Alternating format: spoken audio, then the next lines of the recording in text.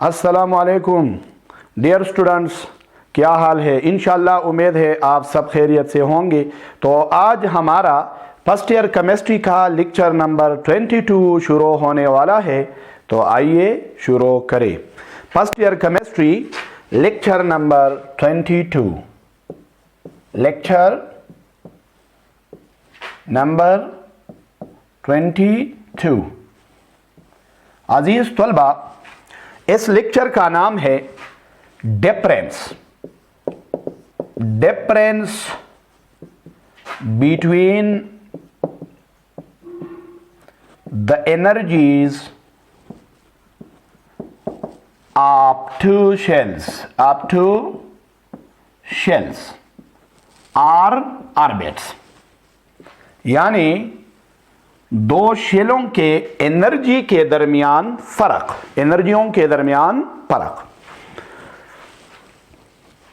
तो पहले हम लिखते हैं एनर्जी का फार्मूला या एनर्जी के लिए एक्सप्रेशन कि शेल में जो एनर्जी होती है या शेल में मौजूद इलेक्ट्रॉन की जो एनर्जी होती है, इसका एक्सप्रेशन क्या है। तो मैंने डिराइव भी किया था। तो आज मैं आपके सामने ये लिखता हूं। एनर्जी का इक्वेशन क्या है या एक्सप्रेशन फॉर एनर्जी क्या है। एक्सप्रेशन फॉर एनर्जी आप सबको इंशाल्लाह मालूम भी होगा, लेकिन इसके लिए जो मसावात है वो है E is equal to minus Z square E की ताकत 4m divided by 8 epsilon naught square h square n square. ये फार्मूला है, आप देख सकते हैं ये निगेटिव में है, याद रखो मैंने डिराइव किया था। और ये क्या है भाई, नेगेटिव साइन, क्या है, नेगेटिव। तो ये तो एनर्जी का फार्मूला है। तो अब हम दो मदारों को या दो शेल लेते हैं और इन दोनों के दरमियान एनर्जी का क्या मालूम करेंगे भाई, फ़र्क मालूम करेंगे। तो ये कोई मुश्किल नहीं है, इंशाल्लाह बहुत आसान है। आप ऐसा करें, कंसीडर, फर्ज करें हमारे पास ये एक एटम है और ये इनमें क्या है भाई, फर्ज करें ये शेल्स है। क्या है, शेल्स। तो ये इसके एटम की क्या है भाई, शेल्स। ये क्या है, शेल्स है। और ये एक एटम है। तो फर्ज करें मैं ये दो मदार ले लो, ये एक मदार है ये, और ये वाला मैंने लिया है। तो ये दो मदार मैंने लिए, फर्ज करिए ये दो शेल है, दो मदार है। पहले के एनर्जी के लिए या इस लोअर शेल, जो लोअर शेल होगा इसकी एनर्जी क्या होगी, कम होगी। और इसको हम किस नाम से मौसूम करते हैं, इसको हम देते हैं E1 नाम देंगे भाई। एनर्जी ऑफ लोअर शेल को क्या नाम देंगे, E1। और इसी तरह हायर एनर्जी वाले शेल को क्या नाम देंगे, E2। Energy of high shell, ये E2 क्या है, एनर्जी ऑफ हाई शेल, ये एनर्जी ऑफ लोअर शेल है। तो आप बहुत आसान है, अगर इन दोनों में फर्क मालूम करें तो ज्यादा एनर्जी से क्या तफरीक करें, कम एनर्जी। तो कम एनर्जी E1 की है, E1 है, और ज्यादा क्या है, E2। तो बहुत आसान है, दोनों का फर्क क्या होगा, E2 से क्या करें, E1 माइनस करें तो फर्क आ जाएगा। तो इसी तरह consider that E1 as the energy of lower shell and E2 as the energy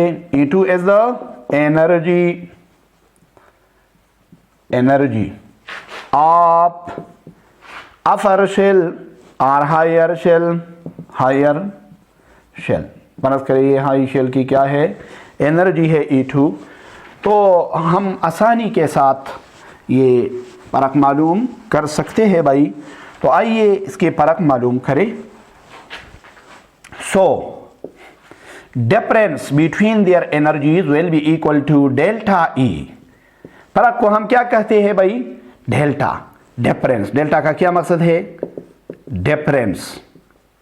तो डिफरेंस क्या होगा, delta E is equal to E2 minus E1, ये होगा भाई।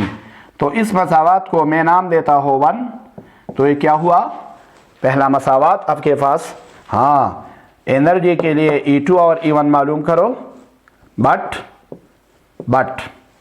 E2 क्या हो जाएगा भाई, E2 हो जाएगा माइनस Z²। आप जानते हैं एनर्जी का फार्मूला है, तो ये E2 हो जाएगा और ये E की ताकत 4m divided by 8 epsilon naught square h square n square है यहाँ पर।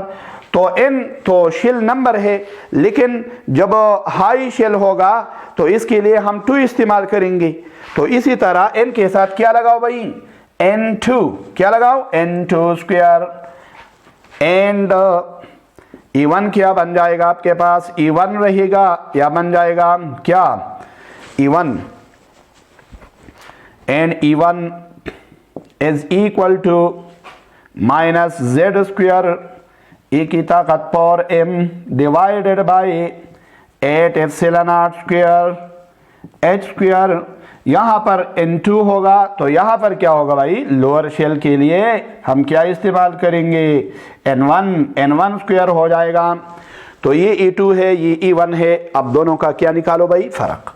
तो फर्क बहुत आसान है, प्लेसिंग और सब्सटीट्यूटिंग। मैं यहाँ पर लाता हूँ भाई सब्सटीट्यूटिंग और प्लेसिंग और फुटिंग, आप भी कह सकते हैं putting the values of E1 and E2 an equation 1। पहले इक्वेशन में दर्ज करने से भाईजान ये बन जाएगा क्या, ये है फर्स्ट इक्वेशन देखिए, डेल्टा E है, तो मैं रखता हूँ इसमें कीमत ही delta E is equal to E2। तो E2 की जगह क्या रखी, माइनस Z² A की 4m divided by 8 epsilon naught square h square n2 square. याद रखो भाईजान, ये क्या है, E1 के साथ माइनस, लेकिन यहां पर भी क्या है, माइनस। तो ये माइनस लगाओ, नेगेटिव साइन लगाओ, ब्रैकेट दे दो, ये ब्रैकेट बन जाएगा, क्योंकि ये भी माइनस है, ये भी है। तो दोनों क्या खाएंगे, मल्टीप्लिकेशन, दोनों ज़रब में आएंगे भाई। तो इसी तरह मैं लगाता हूँ ब्रैकेट, ये माइनस है। अब E1 की कीमत दर्ज करना है, तो माइनस Z² E की power 4m divided by 8 epsilon naught square h square. और इसी तरह आपके पास क्या है भाई, ये n2 की जगह क्या, n1, तो n1 स्क्वायर हो जाएगा। अब क्या करो, ये डेल्टा E निकालो। डेल्टा E किस तरह निकल आएगा, माइनस Z² E की power 4m divided by 8 epsilon naught square h square n2 square. तो माइनस माइनस के साथ क्या हो जाएगा, मल्टीप्लाई, तो प्लस आएगा भाई, प्लस पॉजिटिव आएगा, ये Z² पॉजिटिव क्यों आ गया है भाई, माइनस को माइनस में जरा दे दो, पॉजिटिव आ गया। ए की ताकत 4m डिवाइडेड बाई क्या बन जाएगा, 8 epsilon naught square h square n1 square, ये है। अब इसको क्या करो, रीअरेंजिंग यानी दोबारा तरतीब दे दो। दोबारा तरतीब बनने से क्या बन जाएगा, delta E is equal to क्या, ये पहले लाओ, ये पीछे लाओ, यानी ये पहले करो और ये बाद में। तो इसी तरह क्या हो जाएगा, ये क्या है भाई, Z² E की ताकत 4m डिवाइडेड बाई क्या है, 8 एप्सिलॉन नॉट स्क्वायर है, h स्क्वायर है, n1 स्क्वायर है। ये क्या है भाई, माइनस, तो माइनस लगाओ और ये कीमत लगा दो, Z² E की ताकत 4m divided by 8 epsilon naught square h square n2 square. तो ये तरतीब में हो गया, ये पहला हुआ और ये बाद में। तो अब क्या निकाले भाई, इसमें कॉमन आप देख सकते हैं, कॉमन चीजें है, कॉमन निकाल दो। इनसे से क्या करो, कॉमन, टेकिंग कॉमन, क्या ले लो, टेकिंग कॉमन, कॉमन ले लो। इसे कॉमन क्या है भाई, जेड स्क्वायर है, ई की पावर एम है, यहां पर भी है, 8 epsilon naught square h square यहां भी है वहां पर भी है, तो ले लो। डेल्टा ई क्या हो जाएगा, delta E is equal to Z square e की ताकत power m divided by 8 epsilon naught square h square. ये क्या है भाई, कॉमन, बिल्कुल ये कॉमन है दोनों में। तो क्या रह जाता है, यहां पर 1 रह जाएगा और ये n1 स्क्वायर है तो ब्रैकेट दे दो, 1 ओवर n1 स्क्वायर। ये क्या है भाई, माइनस, तो माइनस लगाओ। यहां पर क्या रह गया, 1 ओवर क्या हो जाएगा n2, क्या 1 ओवर n2 हो जाएगा n2 स्क्वायर। तो इसी तरह ये निकल आया है। हाँ, ये फार्मूला है जो आप किसी भी एटम के लिए इस्तेमाल कर सकते हैं भाईजान, किसी भी एटम के लिए एनर्जी कैलकुलेट करने के लिए या डिफरेंस मालूम करने के लिए दो शेलों के दरमियान किसी भी एटम के लिए इस्तेमाल कर सकते हैं। लेकिन याद रखो, हाइड्रोजन एटम अगर हम ले ली तो इसी तरह पार हाइड्रोजन के लिए आप जानते हैं Z क्या होता है, एटॉमिक नंबर 1 होता है। तो 1 अगर हम यहाँ पर पुट करें तो 1 का यहाँ पर कोई भी मकसद नहीं होता, क्योंकि अगर हम 1 को स्क्वायर ले ले 1 आ जाएगा, 1 को इसमें ज़रब दे दे तो 1 ख़त्म हो जाएगा।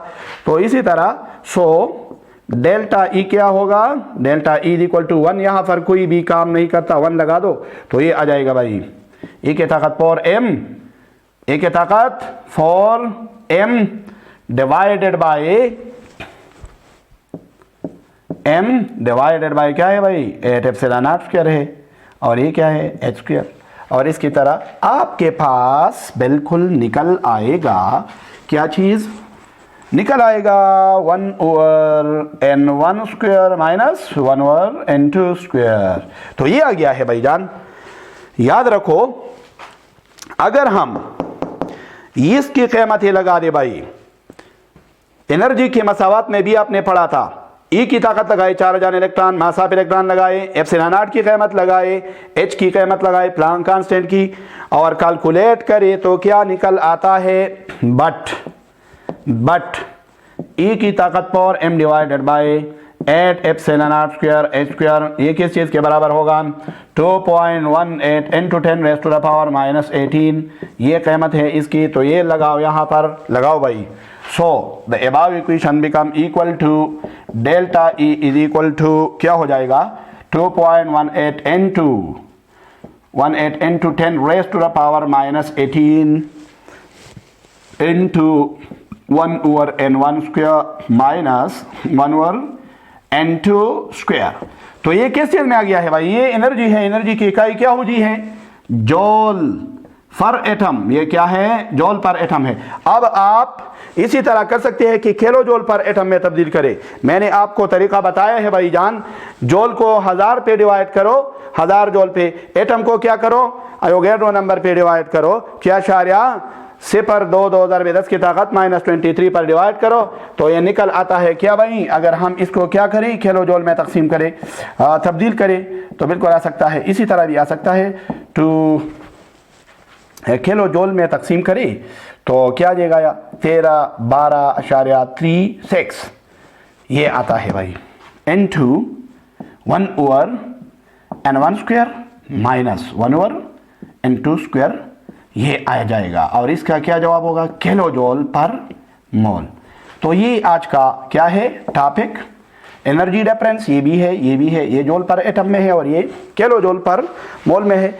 तो आज का ये टॉपिक था, थोड़ा सा लंबा था, लेकिन परेशान मत होना, नेक्स्ट लेक्चर का इंतज़ार करना। मेरे चैनल को सब्सक्राइब करें, तलबा को बताए, अपने साथियों को कि ये चैनल सब्सक्राइब करें और मेरे वीडियो, हर वीडियो को देखे, बार बार देखे, ताकि केमिस्ट्री में कोई भी मुश्किल का सामना न पड़े। तलबा याद रखो, नेक्स्ट लेक्चर का इंतज़ार करो। शुक्रिया।